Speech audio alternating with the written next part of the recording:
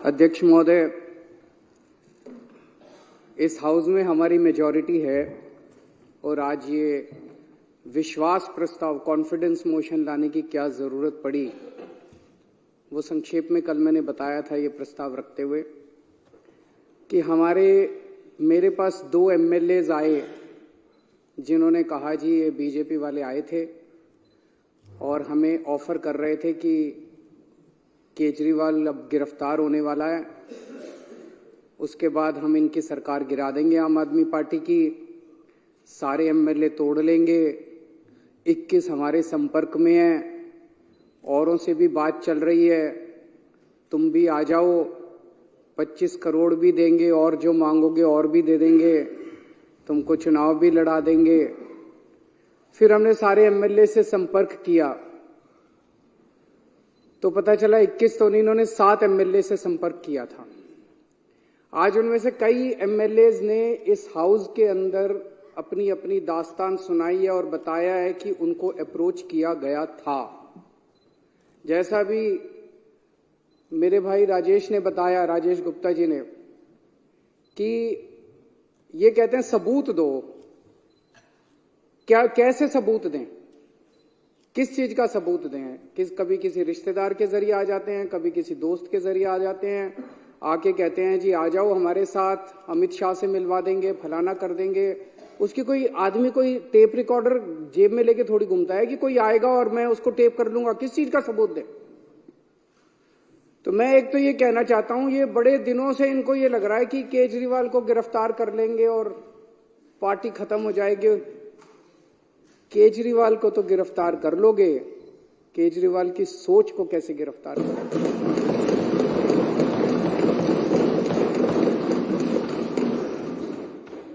और एक केजरीवाल को गिरफ्तार कर लोगे, मेरे भारत मां की कोख से 1 लाख केजरीवाल पैदा हो जाएगा। आज जिस तरह से इन्होंने आम आदमी पार्टी पे हमला बोला हुआ है, इतने हमारे नेता गिरफ्तार कर लिए, हमारा सारा काम रोकने की कोशिश कर रहे हैं, धमकियां दे रहे हैं, ये कर रहे हैं, वो कर रहे हैं, सब तरफ से, चारों तरफ से हमले ही हमले हमारे ऊपर किए जा रहे हैं। देश का एक एक बच्चा देख रहा है कि हो क्या रहा है।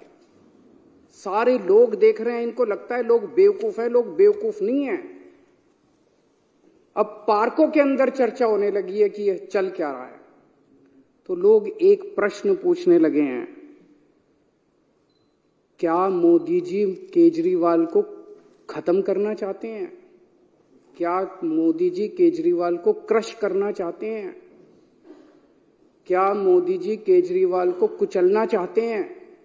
ये मैं नहीं पूछ रहा, देश का बच्चा बच्चा पूछने लगा है। जिस तरह का अटैक आम आदमी पार्टी के, इतने सारे हमारे नेता गिरफ्तार कर लिया, कभी भारत क्या दुनिया के इतिहास में हमारा नंबर 2 भी अंदर है, नंबर 3 भी अंदर है, नंबर 4 भी अंदर, अब कह रहे नंबर 1 को भी अंदर डालेंगे। तो इस तरह का आक्रमण कभी नहीं देखा गया। तो ये चर्चा चल रही है, ये क्यों हो रहा है? क्योंकि आज पूरे देश के अंदर बीजेपी का सबसे बड़ा चैलेंजर आम आदमी पार्टी है। आज अगर बीजेपी को खतरा है, भविष्य का खतरा है, तो केवल और केवल आम आदमी पार्टी से खतरा है। इसलिए बीजेपी येन केन प्रकारेन जो मर्जी करके आम आदमी पार्टी को कुचलना चाहती है।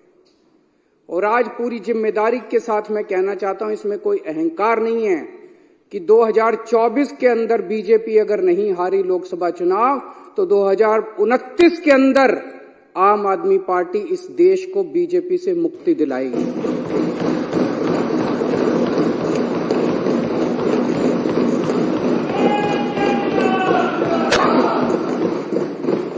अध्यक्ष महोदय, ये कोई छोटी बात नहीं है। एक छोटी सी पार्टी, 12 साल का बच्चा है, 12 साल पहले ये पार्टी बनी थी। एक 12 साल का छोटा सा बच्चा है ये पार्टी। इस 12 साल के बच्चे ने इतने बड़े बड़े पार्टियों को चने चबा दिए। इस देश के अंदर 1350 पार्टियां रजिस्टर्ड हैं, 1350। उन्हीं में से एक पार्टी आम आदमी पार्टी थी। जब हमारी पार्टी 26 नवंबर 2012 को रजिस्टर की गई थी, रजिस्ट्रेशन के लिए अप्लाई किया था हम लोगों ने। 2012 26 नवंबर आम आदमी पार्टी का रजिस्ट्रेशन आज से 12 साल पहले अप्लाई किया गया था। मात्र 10 साल के अंदर आज तीसरी सबसे बड़ी पार्टी बन गई है पूरे देश के अंदर। बीजेपी और कांग्रेस के बाद तीसरी सबसे बड़ी। एक एमएलए बनने के लिए लोगों की चप्पल घिस जाती है, पूरी जिंदगी बीत जाती है एक एमएलए बनने के लिए, काउंसलर बनने के लिए। ये कोई इत्तेफाक नहीं है कि ये पार्टी इतने कम समय के अंदर आज 2 राज्यों के अंदर हमारी फुल फ्लेजेड सरकार है, बहुमत, भारी बहुमत के साथ, ऐतिहासिक बहुमत के साथ सरकार है। दिल्ली के अंदर 70 में से 67 सीट इतिहास में कभी नहीं आई। पंजाब के अंदर 117 में से 92 सीट पंजाब के इतिहास में कभी नहीं आई। गुजरात के अंदर पहली बार चुनाव लड़े, पहली बार के अंदर हमारे 14% वोट और 5 एमएलए आ गए। गोवा के अंदर पहली बार चुनाव लड़े और गोवा के अंदर हमारे आज 2 एमएलए हैं। ये कोई छोटी बात नहीं है, इतनी छोटी सी पार्टी और इतना बड़ा। और चंडीगढ़ के अंदर तो आपने देखा हमारा मेयर इन्होंने किस तरह से छीन लिया इन लोग। तो ये कोई छोटी बात नहीं है। और मात्र 12 साल के बाद आज नेशनल पार्टी बन गई। तो आज इनको खतरा और डर भविष्य का केवल और केवल आम आदमी पार्टी से है। और ये भी जानते हैं, और फिर मैं दोहरा रहा हूं कि अगर ये 2024 में जीत जाते हैं तो 2029 में बीजेपी को इस देश को बीजेपी से मुक्ति आम आदमी पार्टी दिलाएगी। कुछ लोग ये भी कहते हैं जब चर्चा करते हैं लोगों के साथ, लोगों में, मैं तो ये बता रहा हूं, ये मेरी भावनाएं नहीं है, लोगों की, जनता के अंदर जो चर्चा चल रही है।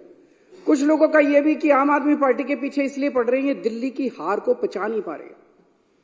याद करो 2014 में मई के महीने में क्या जबरदस्त बहुमत लेके मोदी जी आए थे, क्या जबरदस्त। उसके बाद हरियाणा जीत गए, महाराष्ट्र जीत गए। एक अश्वमेध यज्ञ का घोड़ा चला था, ऐसे लग रहा था जैसे इस घोड़े को कोई नहीं रोक पाएगा। और फिर जब 2015 में ये घोड़ा दिल्ली पहुंचा तो दिल्ली के 2 करोड़ लोगों ने इसको रोक लिया। और केवल रोका नहीं, 70 में से 67 सीट बीजेपी केवल 3 पे सिमट गई। तो लोगों को क्या कहना है कि तब से इन लोगों ने ठान लिया कि इस पार्टी को तो नहीं छोड़ना, इस पार्टी को तो कुचलना है किसी भी तरह से। और फिर अक्सर देखा गया इस तरह के नई पार्टियां आती हैं, आंदोलन से निकलती हैं, बनती हैं और फिर एक ही चुनाव में खत्म हो जाती हैं। इनको पूरी उम्मीद थी कि एक चुनाव के बाद हम इतना इनको तंग करेंगे। आने के बाद इन्होंने बहुत तंग किया, हमें काम नहीं करने दिया इन लोगों ने। लेकिन 5 साल के बाद इनको उम्मीद थी चलो 2015 तो जीत गए, 2020 में इनकी सरकार नहीं बनने दें। फिर 2020 के अंदर 70 में से 62 सीट, ये 8 सीटों पे से 2019 में इतने भारी 303 सीट लेके लोकसभा के अंदर जीते, लेकिन उसके बाद दिल्ली के अंदर आके हार गए। तो इनको ये दिल्ली की हार पच नहीं रही। इन्होंने हमें रोकने के लिए क्या नहीं किया, सब कुछ किया इन्होंने हमें रोकने के लिए, कोई कसर नहीं छोड़े इन्होंने हमें रोकने के लिए। लेकिन जो हमारा असली चीज था वो ये, इन्होंने हमारे काम, सबसे बड़ी तकलीफ इनको किस बात की है कि जो काम हम लोग कर रहे हैं इनके पास उसका काट नहीं है। जो काम हम लोग कर रहे हैं ये वो काम नहीं कर सकते।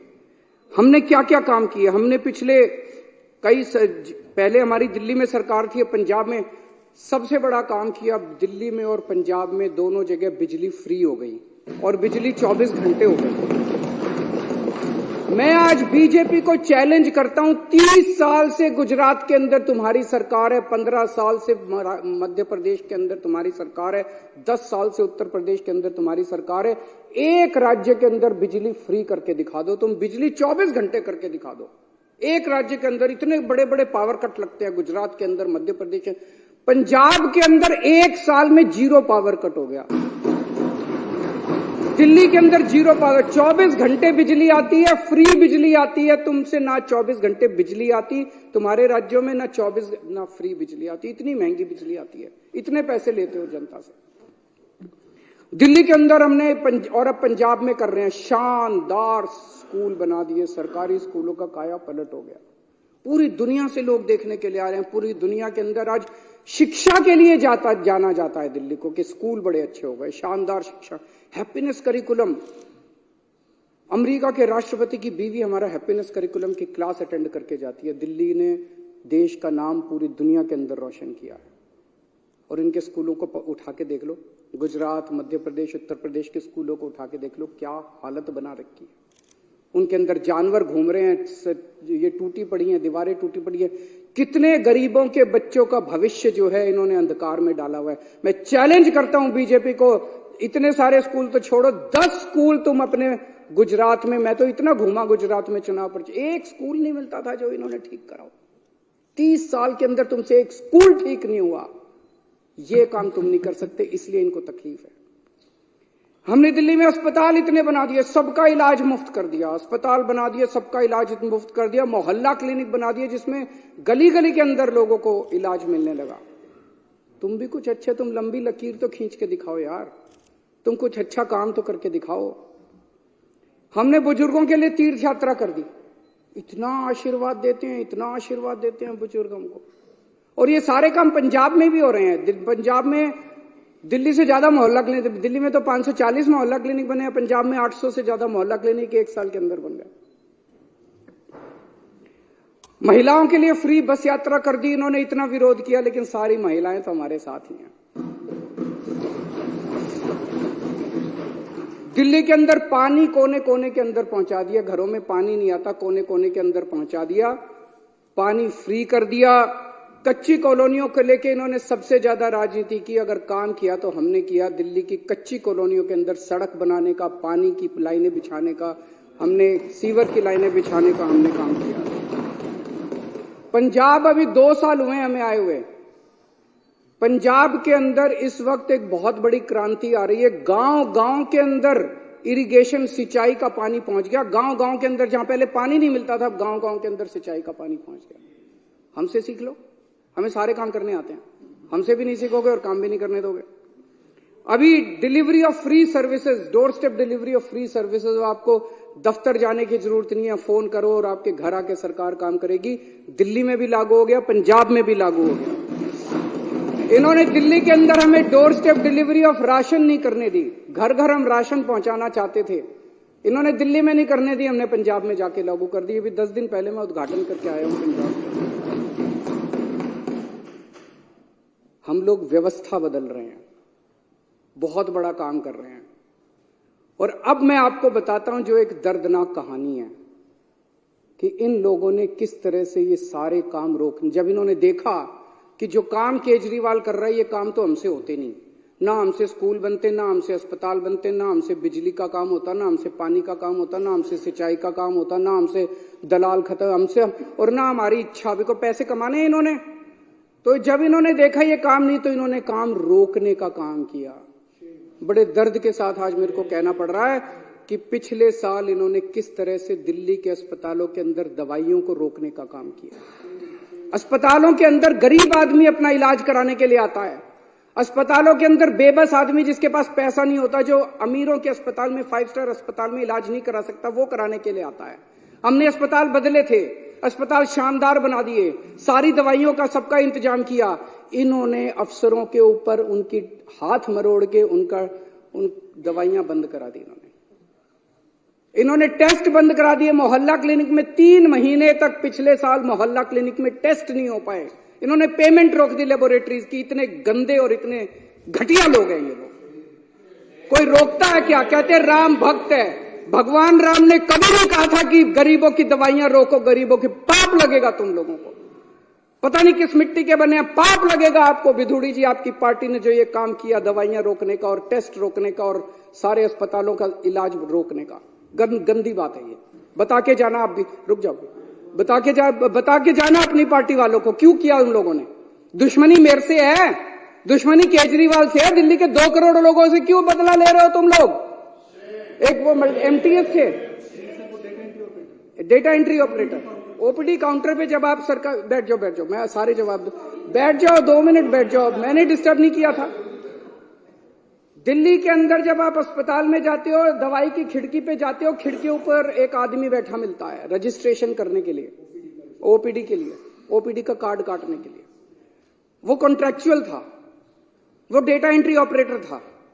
एक दिन एक ऑर्डर पास करके इन्होंने दिल्ली के सारे सरकारी अस्पतालों के डेटा एंट्री ऑपरेटर हटा दिए। अब अस्पताल के अंदर रजिस्ट्रेशन करने वाला कोई नहीं बचा। अरे करना क्या चाहते हो? दिल्ली के लोगों को मारना चाहते हो क्या?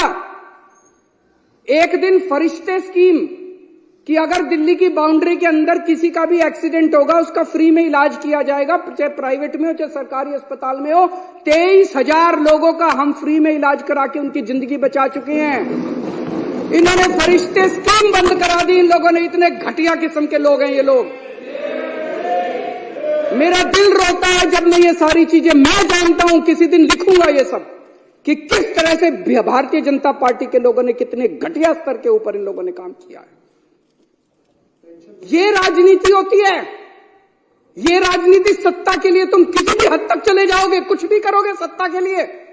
अरे मेरे से दुश्मनी है, मेरे को गालियां दे लो यार, दिल्ली के लोगों का इलाज तो मत रोको कम से कम। आप लोगों को लगेगा केजरीवाल झूठ बोल रहा है। भाई सरकार तो हमारी है, फिर ये कैसे रोक सकते हैं? ऐसा मन में आएगा ना कि भाई सरकार तो हमारी है, सरकार तो केजरीवाल की है, फिर ये कैसे रोक सकते हैं? मैं बताता हूं कैसे रोक सकते हैं। सर्विसेज इनके पास है। सर्विसेज का मतलब ट्रांसफर पोस्टिंग, किस अफसर को कहां लगाना है, कहां से हटाना है, किस अफसर के खिलाफ कार्रवाई करनी है। अगर कोई अफसर करप्शन करता है तो उसके खिलाफ कार्रवाई, डिसिप्लिनरी प्रोसीडिंग, विजिलेंस, जेल भेजना, ये सारा इनके पास है। पूरा अफसरशाही के ऊपर और स्टाफ के ऊपर और कर्मचारियों के ऊपर इनका कंट्रोल है।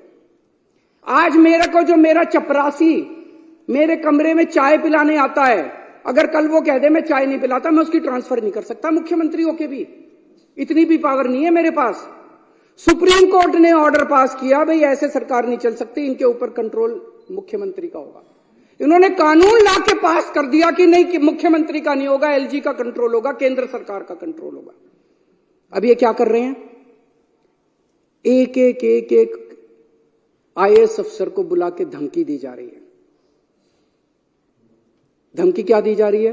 कि अगर तुमने इस सरकार का एक भी काम किया, किसी भी मंत्री का एक भी काम किया, तुमको जेल भेज देंगे, तुमको सस्पेंड कर देंगे, तुम्हारे ऊपर झूठा केस बना देंगे। जैसे इतने सारे झूठे केस अभी इन्होंने बताए, तुम्हारे ऊपर झूठा केस बना देंगे, सस्पेंड कर देंगे, ईडी लगा देंगे, सीबीआई लगा देंगे। खबरदार अगर तुमने इनका साथ दिया तो। रो रहे हैं आईएएस अफसर, रो रहे हैं दिल्ली सरकार के कर्मचारी। एक मेरे पास अफसर आया, टप टप आंसू बह रहे थे, 56 साल की उम्र है उसकी, और टप टप आंसू बह रहे थे उस आईएएस अफसर के। वो बेचारा, वो कहता है कि मैंने कभी ऐसी नौकरी नहीं देखी, इस तरह का माहौल मैंने कभी नहीं देखा कि खुलेआम हमें धमकाया जा रहा है। दिल्ली के अंदर, पूरी दिल्ली के अंदर पानी का संकट इन्होंने और सीवर का संकट पैदा कर रखा है। कैसे? आप लोगों ने इस पूरी विधानसभा ने बैठ के बजट पास किया पिछले साल। आपने कहा भाई 5,000 करोड़ रुपए बजट होगा दिल्ली जल बोर्ड का। वो सारा पैसा लेके बैठ गए ये लोग। फाइनेंस डिपार्टमेंट पैसा नहीं दे रहा जल बोर्ड का। 6 महीने से पैसा नहीं मिला जल बोर्ड को। जल बोर्ड चलेगा कैसे? छोटे मोटे रिपेयर का पैसा भी नहीं मिला जल बोर्ड के पास रिपेयर का पैसा भी नहीं बचा। छोटा मोटा धमकी दी जा रही है कि फाइनेंस डिपार्टमेंट के प्रिंसिपल सेक्रेटरी को धमकी दी जा रही है, खबरदार अगर तूने पैसा दिया। दिल्ली को ये बर्बाद करना चाहते हैं। चारों तरफ सीवर बहने लग गया, पानी का संकट हो रहा है। अल्टीमेटली सौरभ भारद्वाज और अतीशी ने मिलकर हाईकोर्ट में केस करा। हाईकोर्ट ने ऑर्डर कर दिया पैसा तुरंत रिलीज करो। अगली हेयरिंग 29 फरवरी को है, अभी तक नहीं करा इन्होंने। ना ये सुप्रीम कोर्ट की मानते, ना ये हाईकोर्ट की मानते। अब एक और संकट पैदा कर दिया इन्होंने। पानी के बिलों का बहुत बुरा हाल हो रहा है दिल्ली के अंदर। अनाप शनाप बिल आ रहे हैं, गलत बिल है, सारे के सारे गलत बिल है। हमने प्रस्ताव रखा, आप ही बताना अगर गलत है तो। हमने कहा भाई अगर किसी का पानी का बिल गलत है, आपके पिछले सालों के अंदर 3 साल 4 साल 5 साल जब से आपने पैसे नहीं भरे, आपके 2 या 2 से ज्यादा अगर कोई भी ओके बिल है, उसको हम ले लेंगे, उसका एवरेज निकालेंगे और एवरेज के हिसाब से बाकी सारी कर देंगे। ठीक है कि नहीं है? गलत है कि ठीक है? हमने ये बनाया प्रस्ताव बना के अफसरों को भेजा, इसको लागू करो। अफसरों ने फाइल पे लिख दिया कि हम नहीं लागू करते। फिर बुला के पूछा उनसे, अफसरों से, रोने लग गए बेचारे। बोले जी कह रहे हैं तुम्हारी नौकरी चली जाएगी, तुमको जेल में डाल देंगे अगर तुमने ये प्रस्ताव पारित किया तो। लेकिन प्रस्ताव तो पारित करा के छोड़ेगा केजरीवाल।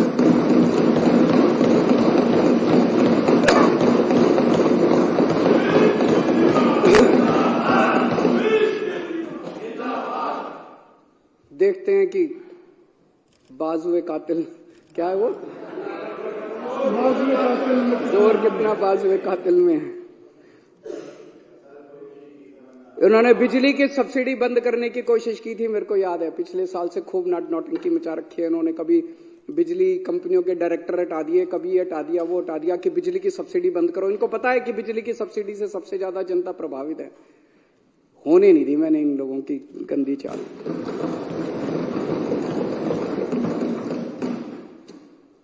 हम बहुत छोटे लोग हैं और हम यहाँ पे देखो तो पता नहीं मुश्किल से 2-4 ही होंगे जो कि पॉलिटिकल बैकग्राउंड से हैं। बाकी तो सारी एक तरह से गलियों में घुमा करते थे हम सारे। हमारी क्या औकात थी? हैं? हाँ, क्या औकात थी हम लोगों की? लेकिन कुछ तो ऊपर वाला चाह रहा है, कुछ तो हमसे करवाना चाह रहा है। मतलब एक सुंदर नगरी की झुग्गियों के अंदर मैं यूं ही घुमा करता था, कोई नहीं पूछता था। परिवर्तन नाम की एनजीओ चलाया करता था, आप लोग भी अपनी अपनी जिंदगी चला रहे थे। अचानक वहां से उठा के लोगों का पता नहीं क्या प्यार था, क्या किस्मत थी, ऊपर वाला हमसे क्या कराना चाह रहा है, यहां पहुंचा दिया हम लोगों को। और अब इतने बड़े बड़े षड्यंत्र हमारे खिलाफ चल रहे हैं, इतने बड़े बड़े षड्यंत्र, और हम भी डटे हुए हैं, कुछ कर नहीं पा रहे ये लोग। क्यों? करोड़ों लोगों की दुआएं हमारे साथ। 18 लाख बच्चे सरकारी स्कूलों में पढ़ते हैं। उन बच्चों के माँ बाप से पूछ के देखो, इतनी दुआएं देते हैं हम लोगों को। उनके बच्चों का भविष्य बना दिया हम लोगों ने। उसमें बीजेपी वालों के भी हैं, कांग्रेस। हमने कभी राजनीति नहीं की, हमने ये नहीं कहा कि आम आदमी पार्टी वालों के बच्चों को एडमिशन देंगे, बीजेपी वाले। सारे आओ, सारे हमारे बच्चे हैं, चाहे बीजेपी वालों के चाहे कांग्रेस। बच्चे पढ़ जाएं। उन बच्चों के माँ बाप का आशीर्वाद हमारे साथ है। लाखों करोड़ों लोगों का मुफ्त में इलाज हुआ अस्पतालों के अंदर, मोहल्ला क्लिनिक के अंदर।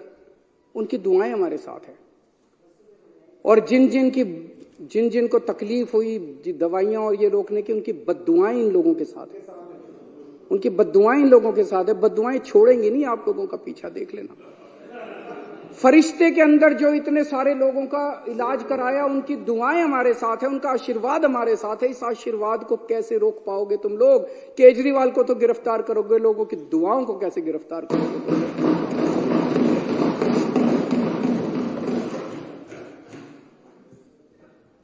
अब ये ऑपरेशन लोटस करने आए हैं। कितने ऑपरेशन लोटस कर लिए? अब तो थकते भी नहीं हो तुम। हमारी दाद तो देनी पड़ेगी तुम लोगों को। हमें क्यों नहीं तोड़ पा रहे ये लोग? हमें क्यों नहीं खरीद पा रहे? क्योंकि हमने कोई गलत काम नहीं किया। दूसरे स्टेट्स के अंदर दूसरे नेताओं, जो आपने इतने सारे नाम लिए, फलाना ये फलाना वो, उन लोगों ने गलत काम किए थे। वो गलत काम किए थे, इसलिए उनको बीजेपी का संरक्षण चाहिए था, इसीलिए वो अपनी पार्टी छोड़ के इनके साथ चले गए। तो एक फॉर्मूला जान लो, अगर कोई व्यक्ति बीजेपी के दबाव में आके बीजेपी में चला जाए, वो चोर है। और अगर कोई व्यक्ति बीजेपी के दबाव के बावजूद बीजेपी में ना जाए, तो ईडी और सीबीआई वाले चाहे उसको जितने मर्जी जेल में डाले, वो कट्टर ईमानदार है। मनीष सिसोदिया पे इन्होंने कितना दबाव डाला। खुलेआम है मनीष सिसोदिया को बोले केजरीवाल की पार्टी छोड़ दे, केजरीवाल की सरकार गिरा के तेरे को मुख्यमंत्री बना देंगे। पर मनीष सिसोदिया हेमंत बिश्व शर्मा तो नहीं है, उसने कोई चोरी तो नहीं कर रखी। वो बोला मेरे को मुख्यमंत्री भी नहीं बनना और मैंने कोई गलत काम नहीं किया। तुम 1 साल 2 साल 3 साल रख लोगे, अल्टीमेटली तो मैंने बाहर आना ही आना है। मैंने कोई गलत काम नहीं किया, मैं क्यों टूटूंगा? आप सब लोगों को, इतने सारे लोगों को इन्होंने अप्रोच किया। मैं सलाम करता हूं आप लोगों को कि क्या गजब के लोग हो आप लोग। टूटे नहीं, आप टूटे नहीं। आप ही मेरी ताकत हो। दिल्ली के 2 करोड़ लोग और दिल्ली के जो आप 61 विधायक हो, आप सब लोग मेरी ताकत हो, जिसकी वजह से आज मैं इन लोगों का मुकाबला कर पा रहा हूं। अगर आप में से कई लोग टूट जाते, मेरी भी सरकार गिर जाती। पर आप लोग नहीं टूटे, आप लोग मेरी ताकत हो। सबको कहते हैं बीजेपी ज्वाइन कर लो, बीजेपी ज्वाइन कर लो, और इन्होंने हमें बदनाम करने में कोई कसर नहीं छोड़ी। अभी इतनी बड़ी लिस्ट बताई इन्होंने कि डीटीसी में भी स्कैम हो गया, क्लासरूम में भी स्कैम हो गया, क्या क्या था, पानी में भी स्कैम हो गया, बिजली में भी स्कैम हो गया, राशन में भी स्कैम हो गया, किसी बटन, कोई बटन था बटन में भी स्कैम हो गया, फलाने में भी स्कैम हो गया। मैं एक चीज जानना चाहता हूं, जितने पूरे देश में आज तक एमएलए खरीदे हैं तुम लोगों ने, कितना पैसा खर्च किया उसमें? और वो पैसा कहां से आया यही बता दो तुम लोग। बस ईमानदारी से इस देश को बता दो कि कर्नाटक में एमएलए खरीदे, मध्य प्रदेश में एमएलए खरीदे, गोवा में एमएलए खरीदे, इधर एमएलए खरीदे, उधर इतना पैसा कहां से लाते हो यार तुम लोग? ये तो खुलेआम है। जब इन लोगों को 25-25 करोड़ दे रहे थे, पता नहीं है मार्केट रेट भी है, मार्केट रेट क्या चल रहा है मेरे को तो पता नहीं। मध्य प्रदेश में क्या रेट चल रहा है, कर्नाटक में क्या रेट चल रहा है। तो ये पैसा कहां से आता है? ये पैसा कहां से आ रहा है? तुम हमारे बटन में स्कैम ढूंढ रहे हो। 12 रुपए का बटन है, बटन में तुम स्कैम ढूंढ रहे हो। अरे तुम्हारे करोड़ों रुपए एक एक एमएलए पे 50-50 करोड़ रुपए खर्च कर दिए। ये पैसा कहां से आ रहा है? ये तो बता दो इस देश के लोगों को। इन्होंने पहले मेरे ऊपर कई 2-3 साल ऐसे थे जिसमें इन्होंने मेरे ऊपर जहां जाता था इंक फेंकते थे। खूब मैंने जिल्लत बर्दाश्त करी है, इंसल्ट बर्दाश्त करी है। फिर 2-3 साल पे इन्होंने कभी कोई अटैक, कभी थप्पड़ मारते थे, कभी मिर्च डाली। एक बार इन्होंने मेरे दफ्तर के अंदर घुस के इन्होंने जूते मारे मेरे को। अब कह रहे हैं गिरफ्तार करेंगे इनको। मैं कह रहे थे आपको क्या लगता है गिरफ्तार करने से सरकार गिर जाएगी, ये सारे टूट जाएंगे? ऐसे ही टूट जाएंगे। कर लो गिरफ्तार, वो भी करके देख लो। अभी तक तो सब कुछ करके देख लिया, काम रोक के देख लिए, शुंगलू कमीशन बिठा लिया, कानून बदल लिए, सारा कुछ करके देख लिया। एक तुम्हारा यही सपना बचा है केजरीवाल को गिरफ्तार करके, ये भी पूरा करके दे।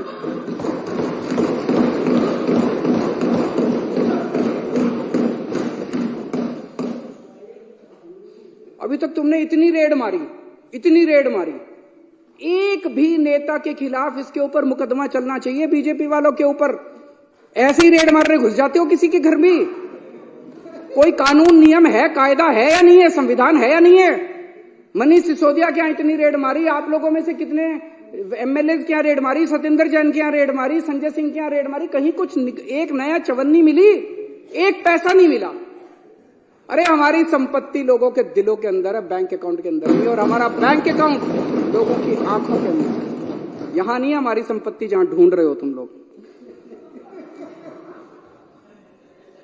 अध्यक्ष महोदय, 2014-15 में 2 घटनाएं घटी उस फाइनेंशियल ईयर में।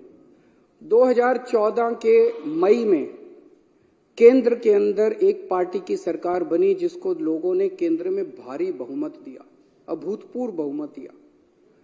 और 2015 की फरवरी के अंदर दिल्ली में एक पार्टी की सरकार बनी जिसे लोगों ने भारी बहुमत दिया, अभूतपूर्व बहुमत दिया। और वहां से 2 किस्म की राजनीति ने जन्म लिया। एक केंद्र के अंदर जो सरकार बनी थी और दिल्ली के अंदर जो सरकार बनी थी। आज 10 साल हो गए दोनों सरकारों को बने हुए।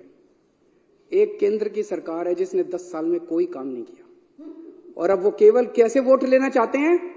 कांग्रेस के नेताओं को गिरफ्तार कर लो, कांग्रेस का अकाउंट फ्रीज कर दो, आम आदमी पार्टी के नेताओं को गिरफ्तार कर लो, ईडी को सबके पीछे लगा दो, सारी ऑपोजिशन को कुचल डालो, सारे नेताओं को जेल में डाल दो।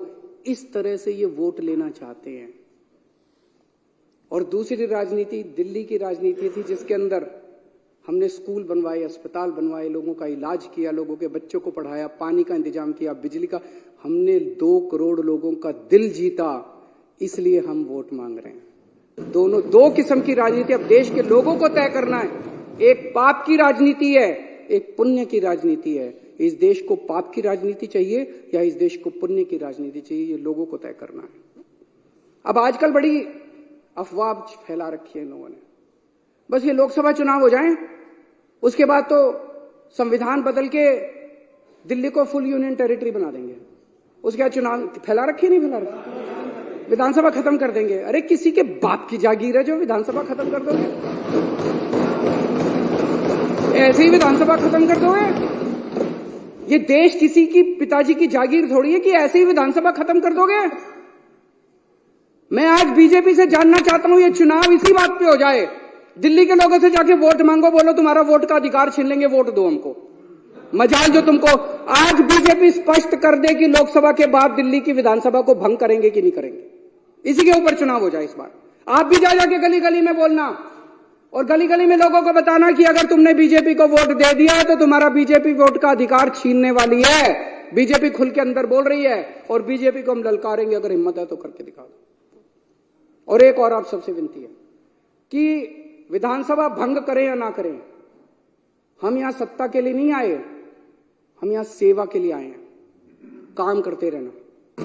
हम एमएलए रहे ना रहे, मंत्री रहे ना रहे, मुख्यमंत्री रहे ना रहे, विधानसभा रहे ना रहे, पूरी जिंदगी देश के लिए न्यौछावर की है, सत्ता के लिए नहीं, हमने सर्विस सेवा के लिए हम लोगों ने न्यौछावर की है। मैं दिल्ली वालों को भी बोलना चाहता हूं, इन लोगों को आपके बेटे से तकलीफ है। आपने मेरे को बहुत कुछ दिया है, दिल्ली वालों ने। सुंदर नगर की गलियों से उठा के एक आदमी को इतनी बड़ी जिम्मेदारी दिल्ली वालों ने दे दी। इन लोगों को आपके बेटे से तकलीफ है, ये आपके बेटे को क्रश करना चाहते हैं, ये आपके बेटे को खत्म करना चाहते हैं। लेकिन आप चिंता मत करना, मैं आपके साथ हूं, आपके लिए लड़ता रहूंगा मरते दम तक। मेरी ये विधानसभा भंग भी कर दें, अगर ये जितने मर्जी षड्यंत्र करते रहें, सत्ता में होते हुए या सत्ता में बाहर रह के, मेरी जिंदगी आप लोगों के लिए है। 7 जन्म में भी मैं आपका एहसान नहीं चुका सकता जो एहसान दिल्ली वालों का मेरा है।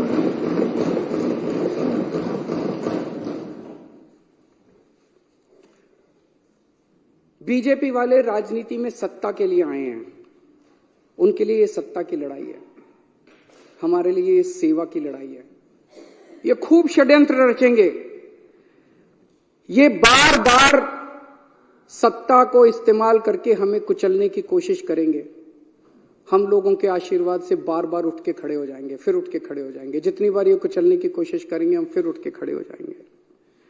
तुम्हारी मक्कारी के चक्रव्यूह से बाहर निकलने के लिए हमारे पास एक नहीं 100 अभिमन्यु इस पार्टी के अंदर हैं। आप जितने चक्रव्यूह रचोगे, उससे ज्यादा भेद के हम बाहर निकल आएंगे।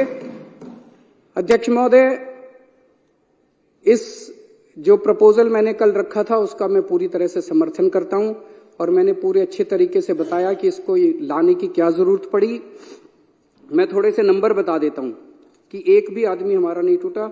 हमारे टोटल 62 एमएलए हैं, अभी यहां पे विधानसभा में 54 मौजूद हैं। 2 बीमार हैं, 3 आउट ऑफ स्टेशन हैं, 2 जेल में हैं, सतिंदर जैन और मनीष सिसोदिया, और एक के यहां शादी है। 54 यहां मौजूद हैं, एक भी नहीं टूटा इनमें से।